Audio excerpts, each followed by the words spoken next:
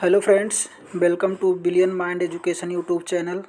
आज हम बात करने वाले हैं इस वीडियो के माध्यम से वर्णमाला का कंप्लीट प्रैक्टिस करेंगे, जो कि इसमें 100 से भी अधिक महत्वपूर्ण प्रश्न हैं। इसको आप किसी भी एग्ज़ाम के लिए ले सकते हैं। जब आप इस प्रश्न को देखेंगे तो आप ये देखेंगे कि हाँ, ये प्रश्न प्रत्येक एग्जाम में पूछा गया है और इन प्रश्नों के माध्यम से आप वर्णमाला को कंप्लीट अध्ययन कर सकते हैं। तो चलिए बिना देरी किए हम स्टार्ट करते हैं और इस वीडियो को पूरा बिल्कुल अंत तक देखना, जिससे कि आपको हर बात स्पष्ट रूप से समझ में आएगी। तो चलिए फिर हम स्टार्ट करते हैं। सबसे पहला प्रश्न है हमारा कि हिंदी वर्णमाला में ऊष्म व्यंजन कौन से हैं। हिंदी वर्णमाला में ऊष्म व्यंजन कौन से हैं। तो ऊष्म व्यंजन आप जानते होंगे कि ऊष्म व्यंजन हम किसको कहते हैं। जो सा खा सा होते हैं, इसको हम ऊष्म व्यंजन की श्रेणी में रखते हैं।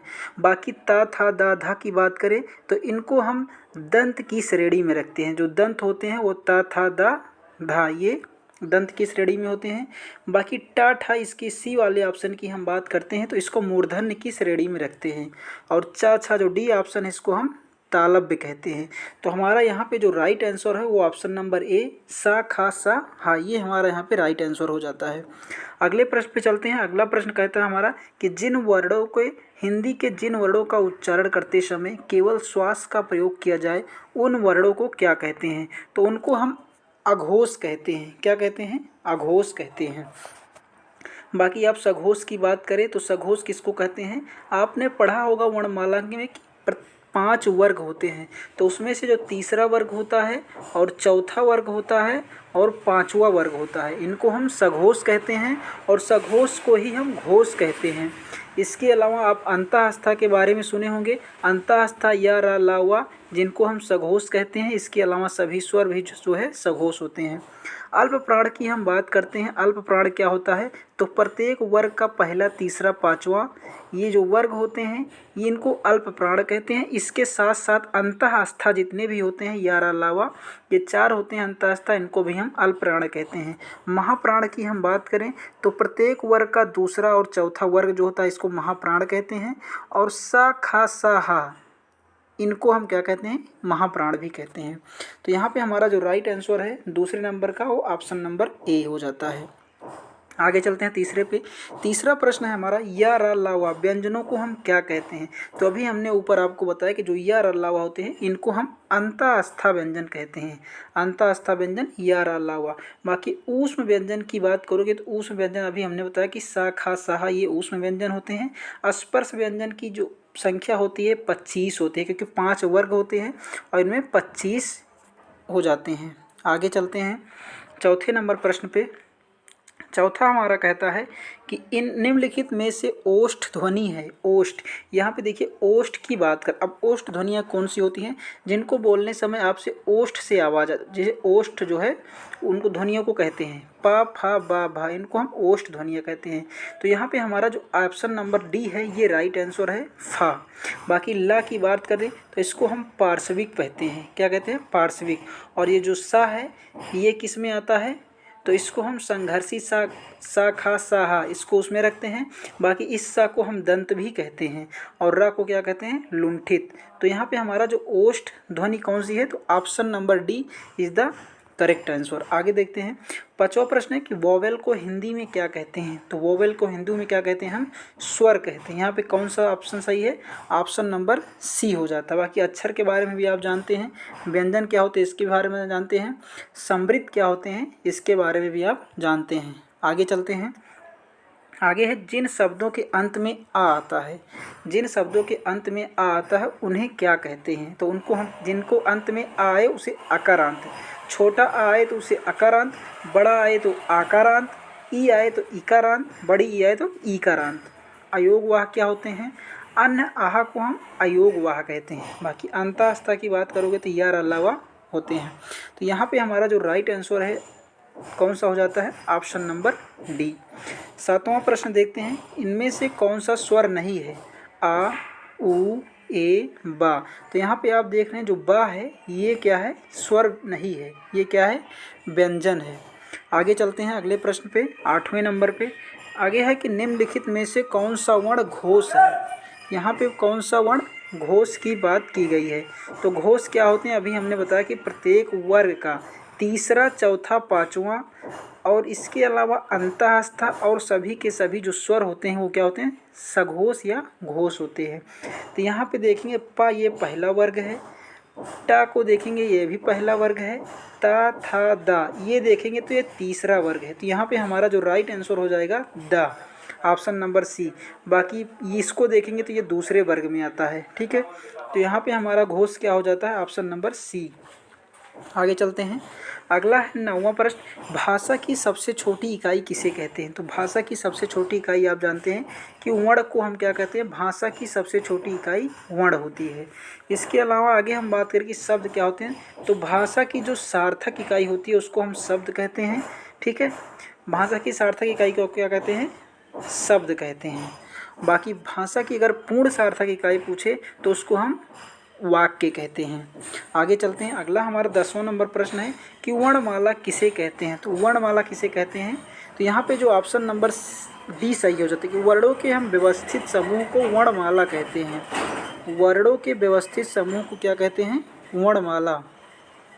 आगे चलते हैं, अगला है हमारा 11वां नंबर प्रश्न। 11वां कह रहा है कि निम्नलिखित में से कंठ ध्वनि कौन सी है जिसको आप कंठ के द्वारा बोलते हैं। तो का खा ये क्या है, कंठ ध्वनि है। बाकी या र ल वो इसको हम अर्ध स्वर कहते हैं, या र को क्या कहते हैं, अर्ध स्वर। बाकी टा ये औड़ा किस में आते हैं, मूर्धन्य में आते हैं। चा और जा की बात करोगे तो ये तालब की श्रेणी में आते हैं। तो यहाँ पे हमारा जो राइट आंसर हो जाएगा ऑप्शन नंबर ए।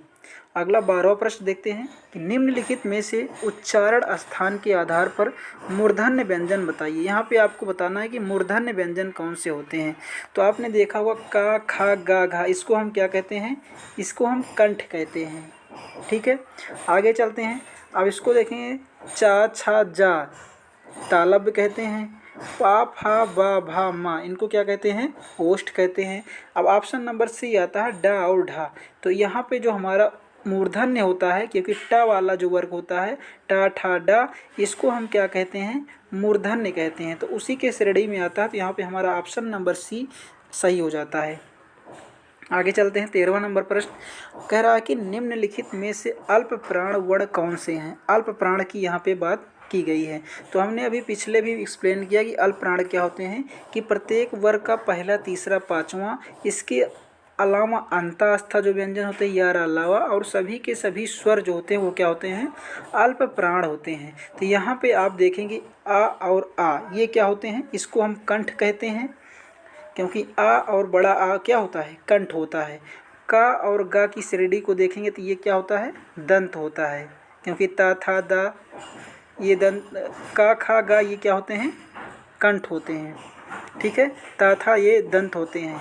ठीक है, ऑप्शन नंबर सी क्या है, दंत है। और पा, फा, बा ये क्या होते हैं, ओष्ठ होते हैं। लेकिन यहाँ पे आपसे पूछा गया है कि अल्प प्राण कौन सा है। तो अल्प प्राण कौन से होते हैं, प्रत्येक वर्ग का पहला, तीसरा और पांचवा वर्ग।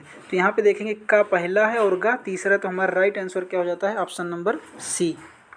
आगे देखते हैं, 14 नंबर प्रश्न है कि निम्नलिखित में से नवीन विकसित ध्वनियाँ कौन सी हैं। यहाँ पे आपसे नवीन विकसित ध्वनियाँ पूछा गया है। तो ये आप देखते हैं जहाँ नुक्ता वाली बिंदी आती है नीचे, तो इसको हम नवीन विकसित ध्वनियों की श्रेणी में रखते हैं। बाकी अगर सा और इस सा की बात करोगे, ये वाला सा हमारा आगे वाला ये तालब की श्रेणी में आता है। बाकी ये वाला सा हम दंत कहते हैं। ठीक है, बाकी ऊ को हम क्या कहते हैं, ये कैसे हैं, तो ऊ ये जो है आप देख पढ़े होंगे वृत्तमुखी और आवृत्तमुखी। तो ये किस में आते हैं, वृत्तमुखी में। ठीक है, बाकी ओष्ठ की श्रेणी में इनको हम रखते हैं।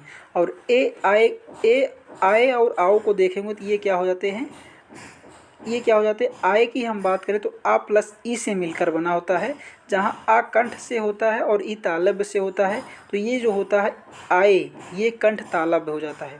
बाकी इसको हम देखेंगे तो आ प्लस ओ से मिलकर बना होता है, इसलिए इसको हम कंठोष्ठ कहते हैं। ठीक है, तो यहाँ 14 में हमारा राइट आंसर क्या है, ऑप्शन नंबर ए। आगे चलते हैं, 15वां नंबर प्रश्न है हमारा, निम्नलिखित में से कौन सा वर्ण घोष है। निम्नलिखित में से कौन सा वर्ण घोष है। खा को आप देखेंगे तो ये क्या है, कंठ है। चा को देखेंगे तो ये तालव्य है। माँ को देखेंगे तो ये ओष्ठ है, चा छा को देखेंगे तो ये भी छा को तालव्य है। लेकिन यहाँ से आपसे घोष पूछा गया तो आपने कई बार इसको एक्सप्लेन किया कि प्रत्येक वर्ग का तीसरा चौथा पांचवा और इसके अलावा अंतःस्था और सभी के सभी जो स्वर होते हैं उनको क्या कहते हैं, घोष कहते हैं। तो यहाँ पे आप देखेंगे कि पा वाली वर्ग में पा फा बा भा मा ये पांचवें पे आ रहा है, तो तीसरे चौथे पांचवें को हम सघोष कहते हैं। तो यहाँ पे हमारा राइट आंसर क्या हो जाएगा, माँ। आगे चलते हैं। 16वां नंबर प्रश्न कह रहा है कि निम्नलिखित में से एक वर्ण व्यंजन नहीं है। तो आप देखें ऊ क्या है, ये स्वर है, खा क्या है, व्यंजन है, या क्या है, अर्धस्वर कहते हैं, र को भी अर्धस्वर की श्रेणी में रखते हैं, बाकी वैसे हम कहें तो ये लुंठित भी होता है। तो इसमें से पूछा गया कौन सा व्यंजन नहीं है, तो ये तीन तो आपके व्यंजन हो जाते हैं, बाकी ऊ को देखेंगे तो ये क्या हो जाता है, स्वर हो जाता है। तो हमारा राइट आंसर यहाँ पे क्या होगा, ऑप्शन नंबर ए। 17वां प्रश्न हम देखते हैं कि निम्नलिखित में से कौन सी ध्वनि ओष्ठ नहीं है। यहाँ पे ओष्ठ की बात की गई है, तो ओष्ठ ध्वनियाँ हमारी होती है कौन कौन सी, जिनको हम ओष्ठ टकराने से बोलते हैं पा फा बा भा मा, पा फा बा भा मा, ये क्या होते हैं, ओष्ठ ध्वनियाँ होते हैं। बाकी त की बात करें तो ये कैसी ध्वनि होती है, दंत ध्वनि होती है। आगे चलते हैं 18वें नंबर प्रश्न पे। 18वां कह रहा है कि हिंदी भाषा में मूलतः वर्णों की संख्या कितनी मानी गई है। तो आप जानते हैं कि हिंदी में जो वर्णों की संख्या मानी गई वो कितनी मानी गई है, 52। यहाँ पे हमारा 18 नंबर सी जो है सही हो जाता है। आगे है कि निम्नलिखित में से नासिक के व्यंजन कौन सा है। तो आप जानते हैं नासिक के व्यंजन कौन सा होता है, इयाँ। इयाँ ये क्या होता है, नासिक के व्यंजन होता है। बाकी इसकी बात करो, ये वाला सा जो होता है इसको हम मूर्धन्य की श्रेणी में रखते हैं, ठीक है। तो तीनों सा को आप याद रखना, जो ये वाला सा होता है इसको हम तालव्य कहते हैं, ये वाला सा जो होता है इसको दंत कहते हैं, और ये वाला सा इसको मूर्धन्य कहते हैं, ठीक है। बार बार पूछ लिया जाता है तो ध्यान रखना। आगे चलते हैं। आगे प्रश्न है हमारा 20 नंबर, ए आय वर्ण क्या कहलाते हैं। तो जो ए है ये किससे बना होता है, आ से मिलके बना होता है प्लस ई से मिलकर बना होता है। तो इसको हम, चूँकि आ जो होता है ये कंठ होता है और ई जो होता है ये तालव्य होता है, तो ये किसकी श्रेणी में आ जाते हैं, कंठ तालव्य की श्रेणी में आ जाते हैं। तो यहाँ पे हमारा जो राइट आंसर हो जाता है ऑप्शन नंबर डी सही हो जाता है। आगे चलते हैं 21 नंबर प्रश्न, निम्नलिखित में से किसे हिंदी की मानक वर्णमाला में स्थान नहीं दिया गया है। तो यहाँ पे ऑप्शन नंबर आपका सीरी देखे होंगे, ये जो है वर्णमाला में नहीं है, मानक वर्णमाला में। आगे चलते हैं 22 नंबर प्रश्न पे। कह रहा है कि निम्नलिखित शब्दों में से किस शब्द के द्वित्व व्यंजन है। यहाँ पे पूछा गया आपसे द्वित्व व्यंजन। आप जानते हैं कभी भी जहाँ पे ये इस प्रकार, जैसे दिल्ली लिखा गया है इस प्रकार से, यदि सेम वर्ण जो है दो बार आ जाते हैं तो यहाँ पे ये द्वित्व व्यंजन की श्रेणी में आता है। जैसे दिल्ली हो गया, बिल्ली हो गया, हक्का बक्का, ठीक है। इस प्रकार से जब शब्द आ जाते हैं तो इनको हम द्वित्व व्यंजन कहते हैं। आगे पूछा गया 23 नंबर प्रश्न आपसे कि सा खा सा हा कौन से व्यंजन कहलाते हैं। तो सा खा सा हो को हमने अभी पीछे भी आपको एक्सप्लेन किया, इनको हम ऊष्म संघर्षी व्यंजन कहते हैं। क्या कहते हैं, ऊष्म संघर्षी व्यंजन कहते हैं। आगे चलते हैं 24 नंबर प्रश्न। पूछा गया कि छा ध्वनि किस स्वर के अंतर्गत आती है। छा ध्वनि जो होती है ये किस स्वर के अंतर्गत आती है। तो इसका आप राइट आंसर जानते होंगे कि जो ऑप्शन नंबर सी है संयुक्त वर्ण, छ त्र ज्ञ और सरा, ये चार वर्ण जो होते हैं संयुक्त वर्ण के अंतर्गत आते हैं। आगे देखते हैं हिंदी शब्दकोश में छ का क्रम किस वर्ण के बाद आते हैं। तो आपने इस छ को देखा होगा, ये किससे मिलके बना होता है, आधा का प्लस सा से मिलके बना होता है। तो ये किसके बाद आता है, तो यहाँ पे ऑप्शन नंबर हमारा ए सही हो जाता है, क्योंकि ये देख रहे हैं आप का के बाद आता है। आगे पूछा गया आपसे 26 नंबर प्रश्न, ज्ञ वर्ण किन वर्णों के संयोग से बना हुआ है। तो आप जानते हैं जो ज्ञ वर्ण है ये आधा जा प्लस इया से बनता है, ठीक है। यहाँ पे ऑप्शन नंबर क्या सही हो जाता है, बी। 27 नंबर हमारा प्रश्न है कि निम्नलिखित में से अघोष वर्ण कौन सा है। यहाँ पे पूछा गया आपसे अघोष वर्ण कौन सा है। तो यहाँ पे जो देखेंगे आप सी डी ऑप्शन जो है ये सा कि किस में आता है, अघोष की श्रेणी में।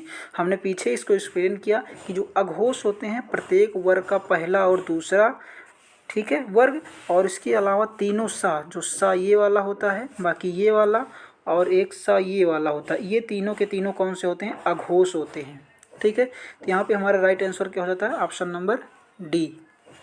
आगे चलते हैं। घा का उच्चारण स्थान कौन सा है? यहाँ से पूछा गया आपका घा का उच्चारण स्थान कौन सा है?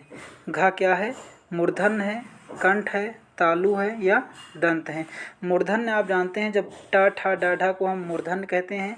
कंठ की श्रेणी की बात करें तो जो का खा गा घा इनको हम कंठ कहते हैं। बाकी तालु की बात करें तो तालु वाले चा छा जा झा होते हैं, ठीक है। और दंत कौन से? ता था दा धा ना वाले होते हैं। तो हमारा घा की श्रेणी में आया का खा गा घा, तो हमारा क्या हो जाएगा? कंठ। ऑप्शन नंबर यहाँ पे हमारा सही हो जाता है बी। आगे देखते हैं 29 नंबर प्रश्न। निम्नलिखित में से संयुक्त व्यंजन कौन सा है? तो अभी हमने पीछे भी प्रश्न में एक्सप्लेन किया कि जो संयुक्त व्यंजन होते हैं वो छ, त्रंग, ज्ञ और स्रा, ये क्या होते हैं? संयुक्त व्यंजन होते हैं।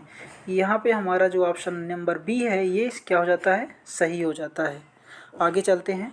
30 नंबर हमारा प्रश्न है कि निम्नलिखित में से कौन सा वर्ण उच्चारण की दृष्टि से दंत नहीं है? तो पहले तो आप जानिए दंत क्या होते हैं। ता था दा धा ना, ये वाली जो का वाला वर्ग होता है ये दंत होता है। तो यहाँ पे ता भी दंत है, दा भी दंत है, ना भी दंत है, लेकिन जो टा है ये क्या है? ये मूर्धन्य की श्रेणी में आता है। तो हमारा 30 का जो राइट आंसर हो जाता है ऑप्शन नंबर डी। अगला है 31 नंबर प्रश्न। कौन सा अमानक वर्ण है? तो अमानक वर्ण यहाँ पे देखते हैं ये जो है वर्णमाला में समाहित नहीं है, इसको हम अमानक वर्ण कहते हैं। जो भी वर्ण आपको वर्णमाला में निहित ना दिखाई दे उसको हम क्या कह देते हैं? अमानक वर्ण कह देते हैं। आगे चलते हैं 32 नंबर प्रश्न पे।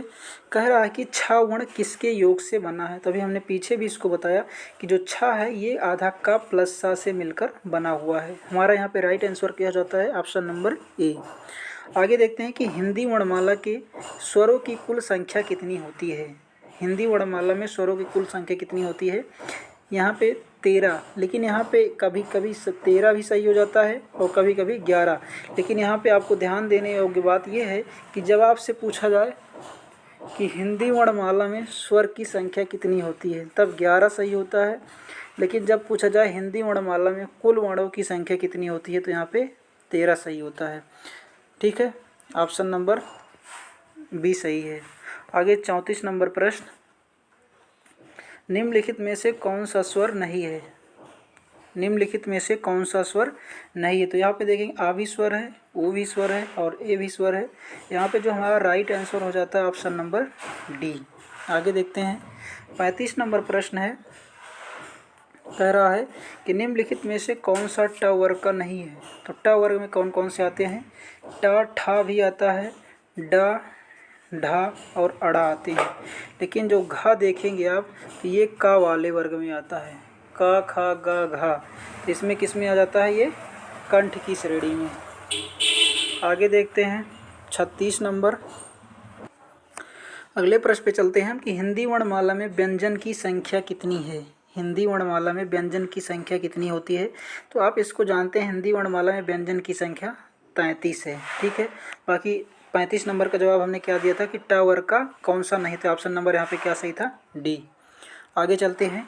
अगला प्रश्न है हमारा 37 नंबर प्रश्न कि निम्नलिखित में से कौन सा पश्च स्वर है? यहाँ पे पूछा गया आपसे पश्च स्वर। तो पश्च स्वर आपने पढ़ा होगा कि जिह्वा के आधार पर जो होते हैं 3 प्रकार के स्वर होते हैं। जिह्वा के आधार पर कितने प्रकार के स्वर होते हैं? 3 प्रकार के, अग्र स्वर, मध्य स्वर, पश्च स्वर। अग्र स्वर की बात करें तो अग्र स्वर में जो आते हैं, अग्र स्वर की श्रेणी में कौन कौन से आते हैं? तो ई, बड़ी ई, री, ए, आई, ये अग्र स्वर की श्रेणी में आते हैं। बाकी मध्य स्वर की बात करोगे तो छोटा आ आता है और पश्च स्वर में ओ आओ, ऊ आओ और बड़ा आ आता है। तो यहाँ पे आपसे पूछा गया पश्च स्वर में क्या आते हैं? तो यहाँ पे हमारा ऑप्शन नंबर जो है ए यहाँ पे राइट आंसर हो जाता है। अगला हमारा प्रश्न है कि खड़ी पाई वाले व्यंजनों को संयुक्त रूप कैसे बनाया जाना चाहिए? तो इसका जो राइट आंसर आपने जो देखा खड़ी पाई में, यदि जो है खड़ी पाई को हटा देंगे तो ये क्या बन जाता है? संयुक्त एक तरह का व्यंजन बन जाता है, ठीक है। जैसे हम बात करें कि मान लीजिए कोई अगर इस प्रकार से जा लिखा गया है, ठीक है।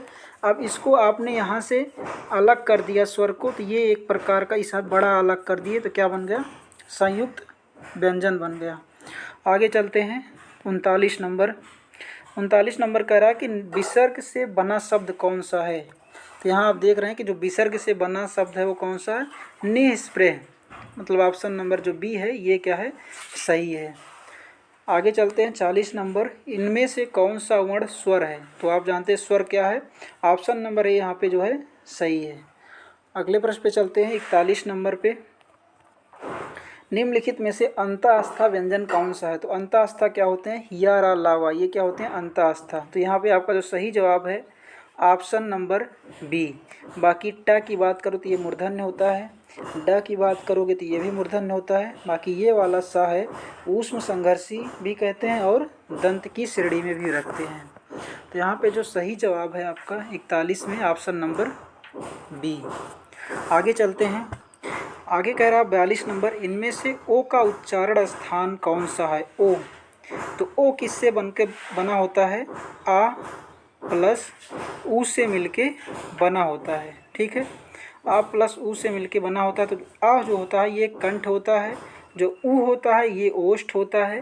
तो इस प्रकार से जो ओ बनता है वो कंठोष्ठ से बन जाता है। तो यहाँ पे आपका जो राइट आंसर है ऑप्शन नंबर डी। आगे चलते हैं 43 नंबर पे, च और छ वर्ण का उच्चारण स्थान क्या है। तो यहाँ पे जो च और छ वो क्या है, तालु, ऑप्शन नंबर ए सही है। बाकी मूर्धन की बात करोगे तो टा ठा डा ढा, टा का वर्ग जो होता है ये मूर्धन्य होता है। कंठ की बात करोगे तो का जो होता है का से अंगा तक ये कंठ होते हैं। बाकी ओष्ठ की बात करोगे जो पा वाला वर्ग होता है ये ओष्ठ होता है। यहाँ पे हमारा राइट आंसर क्या है, ऑप्शन नंबर ए। अगला है कि का गा जा फा किस प्रकार की ध्वनियाँ हैं। तो इनको हम अरबी फारसी ध्वनियाँ कहते हैं। क्या कहते हैं, अरबी फारसी ध्वनियाँ। आगे चलते हैं 45 नंबर, कह रहा है कि तालव्य व्यंजन कौन सा है। तालव्य, तो चा छा जो ये होते हैं ये क्या होते हैं, तालव्य होते हैं। यहाँ पे हमारा राइट आंसर है बी। ठीक है, बाकी ता था दा था इसको बात करोगे तो ये क्या होते हैं, दंत होते हैं। आगे चलते हैं 46 नंबर, कौन सा वर्ण घोष नहीं है। घोष नहीं है मतलब अघोष है। तो अघोष इसमें से कौन सा है, आप देखेंगे जो ता है ये ता क्या है, ये ता वर्ग का पहला अक्षर है और पहला और दूसरा अक्षर क्या होते हैं, अघोष होते हैं। तो यहाँ पे हमारा जो राइट आंसर है ऑप्शन नंबर सी। आगे चलते हैं 47 नंबर, कह रहा है कि किस शब्द में री स्वर नहीं है। तो जब भी आपको इस प्रकार से जैसे कृष्पा मिल गया, दृष्टि मिल गया, कृष्ण मिल गया, तो यहाँ पे री का प्रयोग हुआ है, लेकिन आज में क्या है, री का प्रयोग नहीं हुआ है। आगे चलते हैं 48 नंबर प्रश्न कह रहा है कि किन ध्वनियों को अनुस्वार कहा जाता है। तो यहाँ उपस्वर के बाद आने वाली जो नासिक की ध्वनियाँ होती हैं इनको हम क्या कहते हैं, अनुस्वार कहते हैं। यहाँ पे आपका जो राइट आंसर है ऑप्शन नंबर ए हो जाता है। आगे चलते हैं 49 नंबर, कह रहा है कि ओ आओ किस प्रकार के वर्ण हैं। ओ आओ किस प्रकार के वर्ण हैं, तो इनको हम क्या कहते हैं, कंठोष्ठ कहते हैं। क्या कहते हैं, कंठोष्ठ। अगला पूछा गया प्रश्न 50 नंबर, हिंदी वर्णमाला में वर्ण की संख्या कितनी होती है। हिंदी वर्णमाला कितने वर्ण है, तो यहाँ पे 52 आपका सही जवाब है। अगला प्रश्न है 51 नंबर, कह रहा है कि स्वर ध्वनि के प्रकार कितने होते हैं। तो दीर्घ स्वर, प्लुत स्वर, ह्रस्व स्वर या उपयुक्त तीनों। तो यहाँ पे जो आपका सही जवाब है वो स्वर के तीनों प्रकार हैं ये, तो उपयुक्त तीनों सही हो जाता है। तो आज के प्रश्नों को हम यहीं तक डिस्कस करेंगे, 51 प्रश्न। बाकी इसकी अगली श्रृंखला हम जो है अगले दिन वीडियो अपलोड करेंगे। तो ये वीडियो आपके लिए बहुत ही महत्वपूर्ण है, किसी भी एग्ज़ाम के लिए ले सकते हैं। वीडियो आपको कैसा लगा ज़रूर बताएँ। धन्यवाद।